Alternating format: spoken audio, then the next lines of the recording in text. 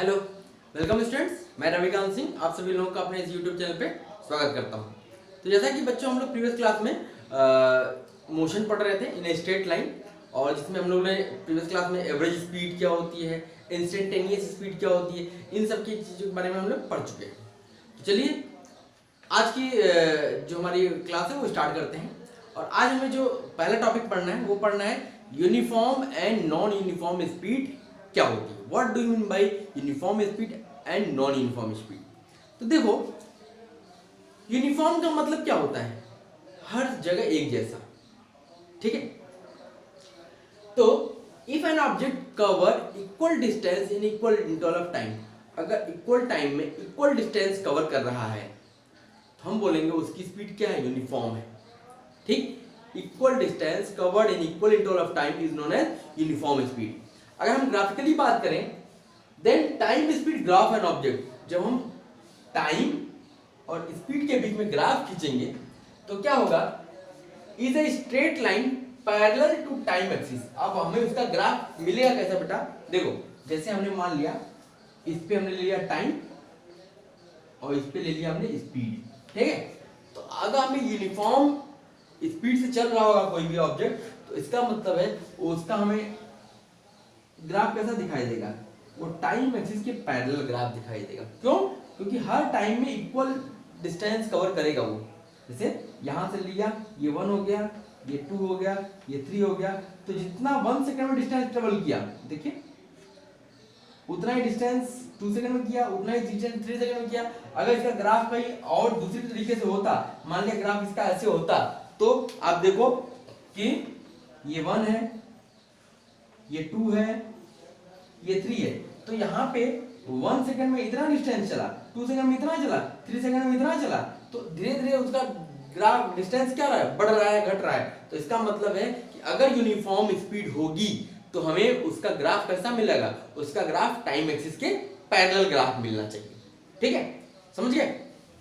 तो ये हमारा क्या हो गया, then the body is moving with a uniform speed. तब हम कह सकते हैं कि जो बॉडी मूव कर रही है वो यूनिफॉर्म स्पीड से मूव कर रही है, ठीक है, समझ गए। कि मतलब अगर यूनिफॉर्म स्पीड से मूवमेंट हो रहा है तो वहां पे क्या होगा कि वो इक्वल टाइम इंटरवल में इक्वल डिस्टेंस ट्रेवल कर रहा होगा, और जो स्पीड टाइम ग्राफ होगा हमारा वो always parallel to time axis के पैरेलल होगा हमेशा, ठीक। तो अब हम नॉन यूनिफॉर्म स्पीड को अगर डिफाइन करना चाहें, ये तो इजी हो गया। क्या? If the speed of a body is changing, अगर स्पीड जो है बॉडी की चेंज हो रही है टाइम के साथ साथ, बढ़ रही है, घट रही है, बढ़ रही है, घट रही है, तो हम ऐसे मोशन को क्या बोलेंगे, moving with a non uniform speed. तब वो ऑब्जेक्ट क्या होगा, नॉन यूनिफॉर्म स्पीड से मूव कर रहा होगा। जैसे क्या होता है कि अगर आप कार से कहीं जा रहे हैं तो आपकी स्पीड हमेशा तो सेम होती नहीं है, जैसी आपका अलग टाइम पे अलग अलग स्पीड होती है, तो उस स्पीड को हम लोग यूनिफॉर्म नहीं बोल सकते। हम यूनिफॉर्म तब बोलेंगे जब हमारा स्पीड एक कांस्टेंट होगा। जैसे अगर आप हाईवे पे चल रहे हो और आपकी गाड़ी की रफ्तार 60 किलोमीटर पर आवर ही चल रही हो, 10 मिनट, 15 मिनट, 20 मिनट तक लगातार वही हो, तब उस टाइम मोमेंट पे आपकी इक्वल टाइम में इक्वल डिस्टेंस चल रहे होंगे आप। जैसे हवाई जहाज अगर हवा में टेक ऑफ लैंडिंग के दौरान छोड़ दीजिए, जब हवा में उड़ रहा होगा तो अगर उसकी स्पीड में थोड़ा सा वेरिएशन नहीं है, तब वो इक्वल टाइम में इक्वल डिस्टेंस चल रहा होगा, तो उसका ग्राफ क्या मिलेगा, स्ट्रेट लाइन मिलेगा। क्यों? लैंड करेगा तो ऐसे, टेक ऑफ करेगा तो ऐसे जाएगा, लैंड करेगा तो ऐसे जाएगा, लेकिन हवा में जब उड़ रहा होगा तो उसका वो क्या होगा, टाइम ऐसे है और डिस्टेंस ऐसे चल रहा है, तो उस टाइम मूवमेंट में क्या होगा, आपका यूनिफॉर्म स्पीड उसकी होगी, ठीक है। तो ये हमारा डेफिनेशन है, नोट डाउन कर लीजिए, फिर आगे चलते हैं।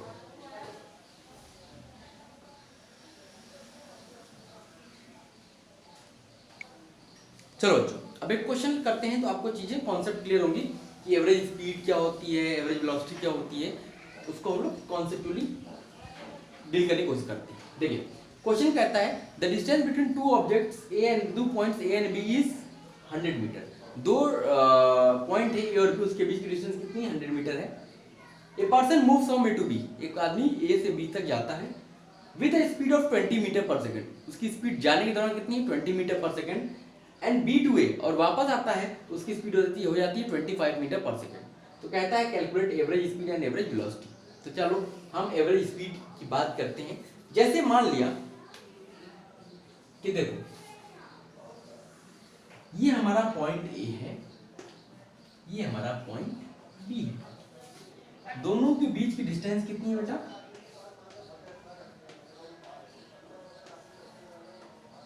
100 मीटर।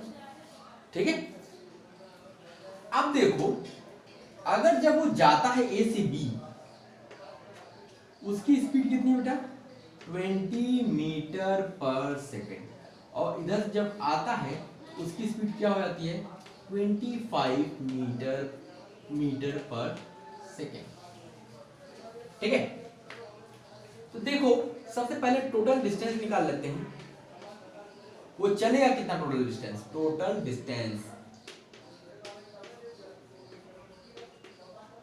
ट्रेवल्ड, कितना वो डिस्टेंस ट्रेवल करेगा? ए से बी तक गया प्लस बी से ए तक आया, ये हो गया 100 प्लस 100 इक्वल टू 200 मीटर। क्यों हमें इसकी जरूरत पड़ रही है? क्योंकि हमें एवरेज स्पीड का फॉर्मूला पता है। जैसे जब मैंने आपको एवरेज स्पीड बताया था तो क्या बताया था? Average speed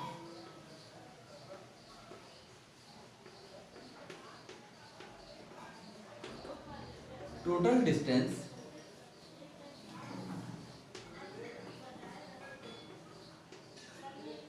upon total time taken.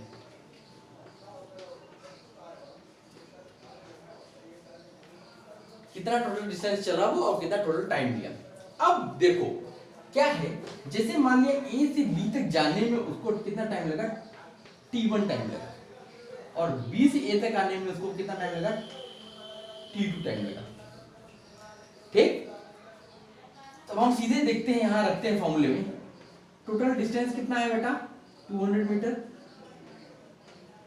Upon total time क्या हो जाएगा?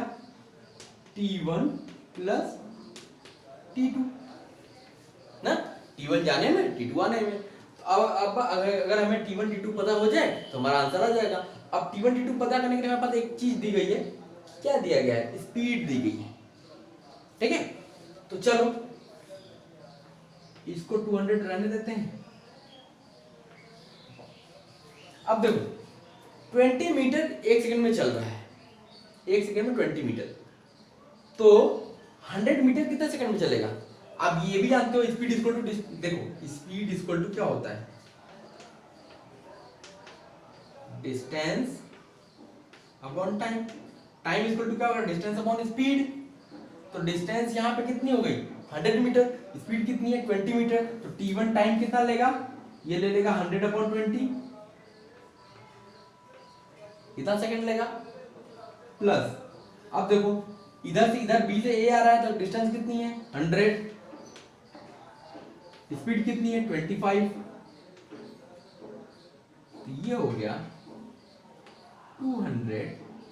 इसको सॉल्व किया, एलसीएम ले लिया तो 100 एलसीएम ले लिया तो 100 चला गया ऊपर अपॉन 20 पंजे 100, 100 पंजे 500 प्लस 400 900, 0 0 0 0। ये कितना आ गया? 200 अपॉन 9 मीटर पर सेकेंड। यही इसकी क्या हो जाएगी? एवरेज स्पीड हो जाएगी। ठीक है, 200 अपॉन 9 मीटर पर सेकेंड। अब हम जब दूसरे की बात करते हैं, क्या दूसरा पूछ रहा है? Average velocity. चलो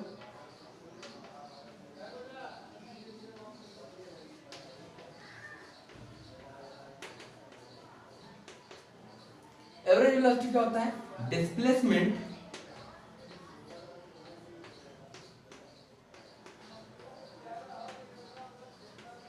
अपॉन टोटल टाइम। अब देखा जाए तो डिस्प्लेसमेंट का मतलब मैंने बताया था आपको। डिस्प्लेसमेंट क्या होता है कि ऑब्जेक्ट जहां से स्टार्ट किया है, इनिशियल पॉइंट और फाइनल पॉइंट के बीच की डिस्टेंस।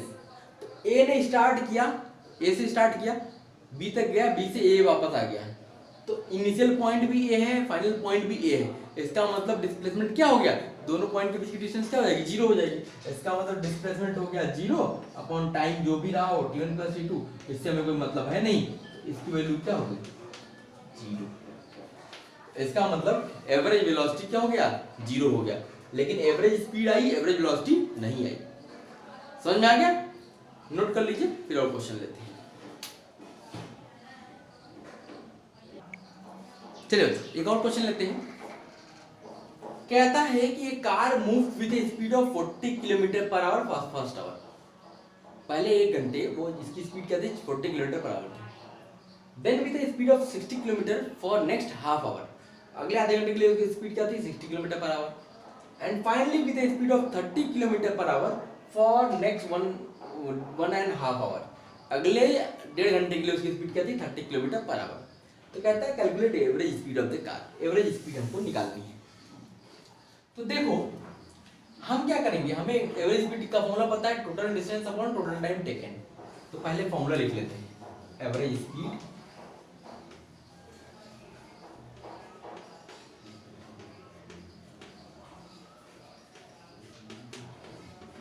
टोटल डिस्टेंस, हमें क्या निकालना है ये हमें पता होना चाहिए पहले, अपॉन टोटल टाइम।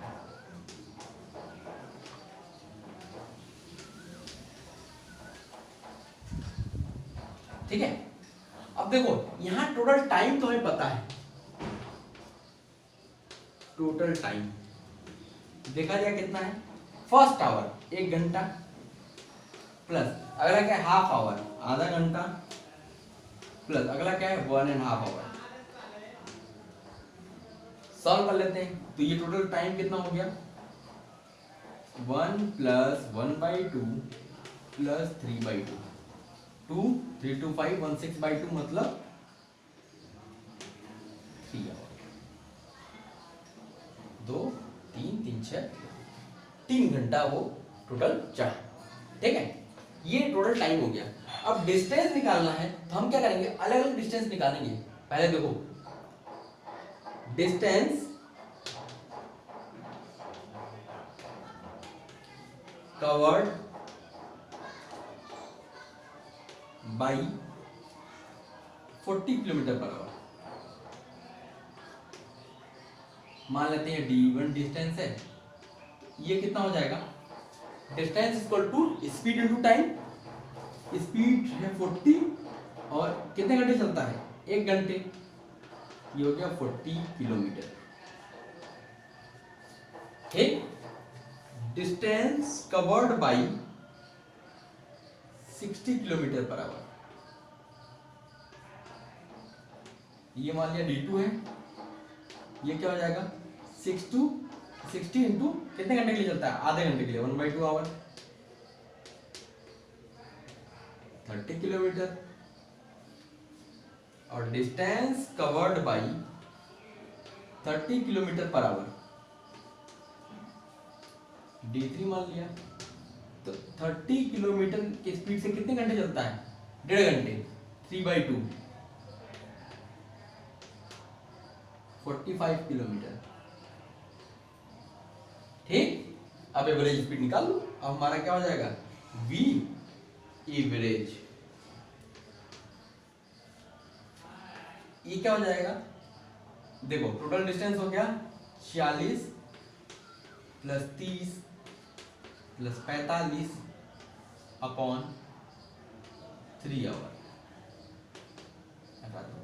ये हो गया 40 70 40 110 115,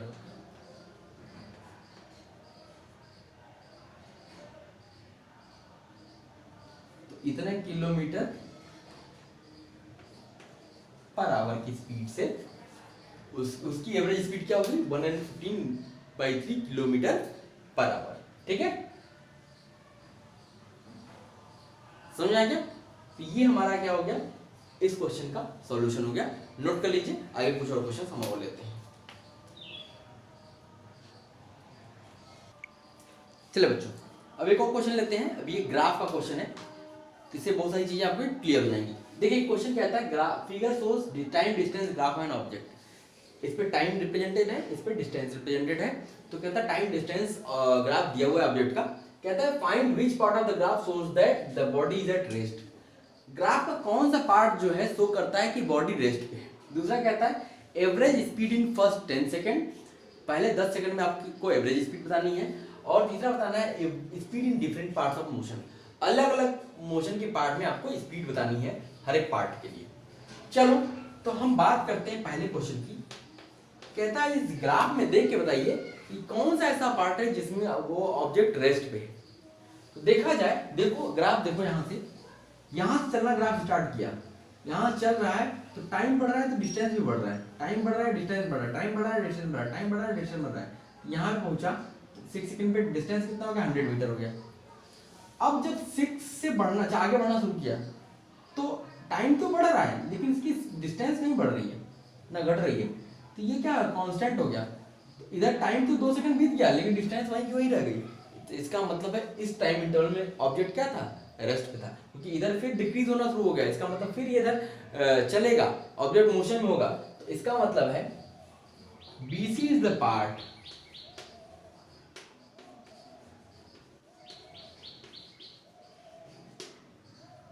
that shows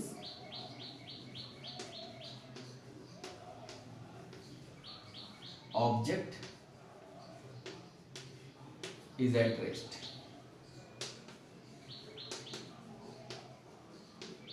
BC वो पार्ट था जिसमें ऑब्जेक्ट बता रहा है कि वो रेस्ट पे है। चलो दूसरे क्वेश्चन की तरफ बढ़ते हैं। कहता है average speed in first 10 second, पहले 10 सेकंड में एवरेज स्पीड निकालनी है। तो देखो हमने कहा एवरेज स्पीड, फॉर्मूला बाबा लिखा कीजिए, इससे आपको प्रैक्टिस हो जाएगी बेटा। Average speed is equal to total distance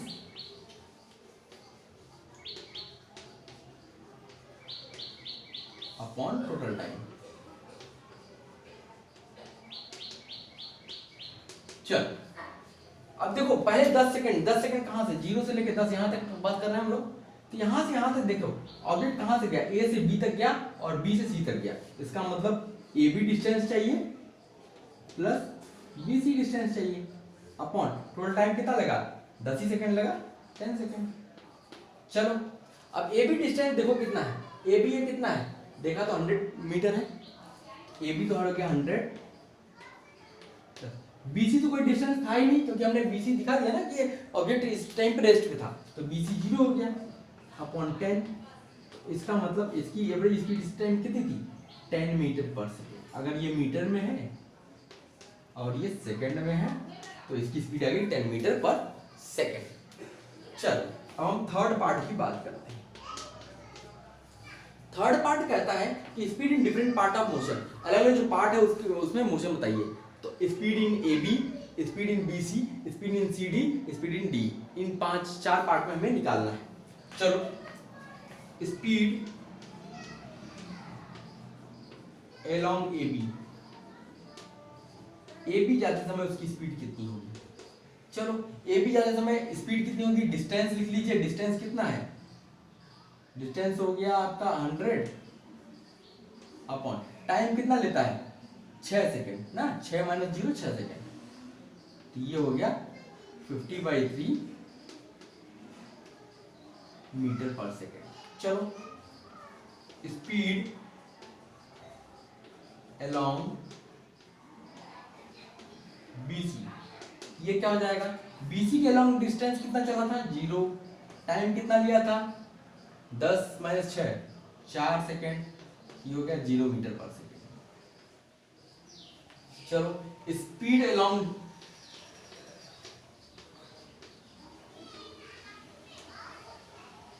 CD, चलो CD के अलोंग डिस्टेंस कैलकुलेट करते हैं।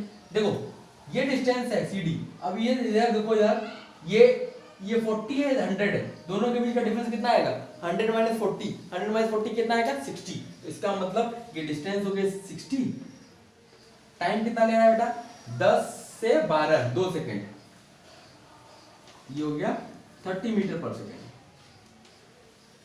और लास्ट जो है स्पीड अलोंग DE, चलो DE हमारा कितना है, इतना है। अब इधर देखा ये 40 है, 0 है, तो डिफरेंस कितना आ गया 40। इसका मतलब डिस्टेंस तो 40 चला। टाइम देखिए 12 2 14 20 मीटर पर। तो ये हमारा क्या आ गया, ये इस क्वेश्चन का सॉल्यूशन हो गया। नोट कर लीजिए क्योंकि काफी अच्छा क्वेश्चन है, आपके बहुत सारे कॉन्सेप्ट क्लियर हो गए। नोट कीजिए इसको। चलिए बच्चों एक और क्वेश्चन लेते हैं, काफी इंटरेस्टिंग क्वेश्चन है। कहता है ये वेलोसिटी टाइम ग्राफ दिया हुआ है, मतलब इधर टाइम दिया हुआ है, इधर वेलोसिटी दी गई है। ये वेलोसिटी टाइम ग्राफ है और कहता है calculate the distance travel in first 8 second, और आपको डिस्टेंस ट्रेवल निकालना है फर्स्ट 8 सेकंड में, मतलब यहां से लेके यहां तक चलने में कितना डिस्टेंस चलेगा। तो मैंने आपको बताया था कि वेलोसिटी टाइम ग्राफ से आपको डिस्टेंस निकालना है तो आपको क्या निकालना होता है, एरिया कवर्ड। वहां तक जाने में जितना एरिया कवर्ड करेगा वही हमारा क्या होगा, डिस्टेंस ट्रेवल हो जाएगा। ठीक है, तो डिस्टेंस सॉल्यूशन करते हैं। Distance travelled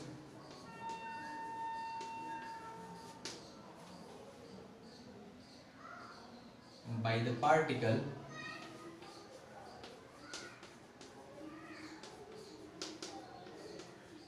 in first 8 second is equal to area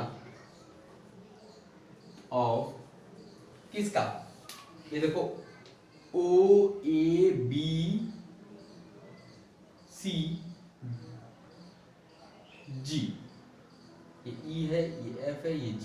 ठीक है, एरिया कितना 8 सेकंड यहां तक जा रहा है ना, O A B C G, इसका area, area of O A B C G, इसका एरिया हमको निकाल लेना है, तो वही हमारा डिस्टेंस ट्रेवल हो जाएगा। चलो अगर हम इसको देखें, ये O A B C G, इसको देखा जाए तो ये देखो O A M G, ये क्या है, रेक्टेंगल बनना है ना, इसका एरिया निकाल लीजिए और इस ट्रायंगल का एरिया ऐड कर दीजिए, चीज वही है। तो इसको लिख सकते हैं area of rectangle O A B O A M G O A M G M G plus area of triangle BMC BMC।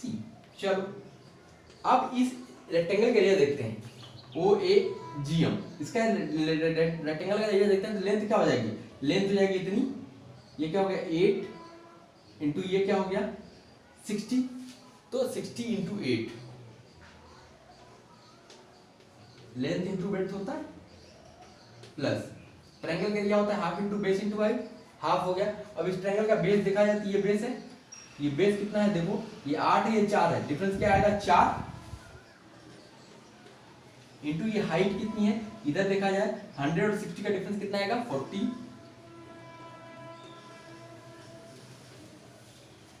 ये हो गया 480 प्लस 80 560 मीटर। ये हमारा क्या हो गया, यही हमारा डिस्टेंस ट्रेवल आ गया। तो इसका मतलब है अगर वेलोसिटी टाइम ग्राफ आपको दिया है तो आपसे डिस्टेंस पूछ रहा है तो आपको क्या निकालना पड़ेगा, एरिया कवर्ड। वो एरिया कवर्ड जो जितने टाइम में बोल रहा है उतने टाइम तक जितना एरिया कवर किया वो एरिया निकाल लीजिए, वही हमारा क्या होता है डिस्टेंस होता है, अगर वेलोसिटी टाइम ग्राफ दिया है तो। ठीक है, नोट कीजिए इसको। तो आज के लिए बस इतना ही, फिर अगली क्लास में हम लोग मिलते हैं, तो इसके आगे की चीजें एक्सेलरेशन पे पढ़ाई करेंगे, एक्सेलरेशन के बारे में जानेंगे। तो आज के लिए इतना ही, और आप इसका एक बार रिवीजन कर लीजिए क्योंकि आज मैंने न्यूमेरिकल पोर्शन ज़्यादा कवर किया है, और न्यूमेरिकल को आपको समझना है तो आपको 2 बार 3 बार आपको खुद से लगाना पड़ेगा। ठीक है, ओके, थैंक यू।